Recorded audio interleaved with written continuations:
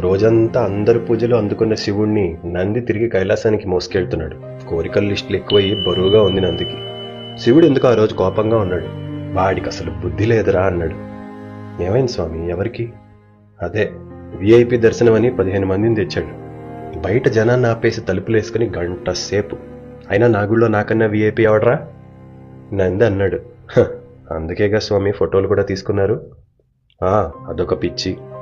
కానీ బయట ఒకడున్నాడురా, కుర్రవాడు. వాడి చెమటని మాత్రమే నమ్ముకుని కష్టాల్లో ఉన్నవాడు. ధైర్యం కోసం నన్ను చూద్దామని వచ్చాడు. ఆ తలుపు బయట చూసి చూసి ఏడుస్తూ ఎండలో వెళ్ళిపోయాడురా. మళ్ళీ ఎప్పుడొస్తాడో అలా అనుకుంటూ ఆ కపర్తి కైలాసం చేరాడు. ఆ విఐపి 50 కేజీల నెయ్యేసి నైవేద్యం పెట్టాడా. శంకరుడు మాత్రం అలిగిన భక్తుడిని తలుచుకుంటూ పార్వతమ్మ ఒళ్ళో ఆ రాత్రి పస్తు పడుకున్నాడు.